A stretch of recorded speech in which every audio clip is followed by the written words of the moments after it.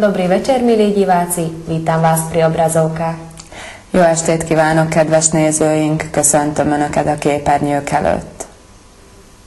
Nemalé prekvapenia nám vie spôsobiť počasie, pretože po takmer jarnom počasí na začiatku februára sme si mysleli, že k nám už konečne prichádza jar, avšak v uplynulých dňoch sa nám zima vrátila. Az időjárás néha okoz számunkra meglepetéseket. A február eleji felmelegedés után azt hittük, a tavasz közeleg, ám időközben ismét visszatért a tél.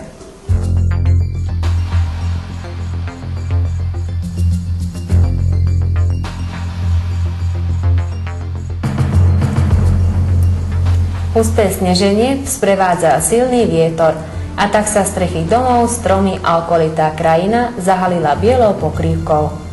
Nedalo sa čo robiť, bolo treba vziať lopaty na sneh a snežné pluhy a odpratať si 8 až 10 cm hrubý sneh, aby sa stali pojazdné. Sneženie asi najviac radosti prinieslo deťom, pretože je málo príležitostí na to, aby vyskúšali svoje sánky. O to viac, pretože v školách a materských szkolách sú práve jarné prázdniny, ktoré by sme teraz mohli prekrstiť na zimné prázdniny. A sűrű havazás heves széllel érkezett, fehérre változtatva a tájat. Nem volt mit tenni, elő kellett venni a hollapátokat és hóekéket, és eltakarítani az utakról a 8-10 cm vastagságú hóréteget, hogy járhatóvá váljanak. A havazásnak talán a gyerekek örültek a legjobban, hiszen ritkán van alkalom arra, hogy kipróbálhassák szánkóikat.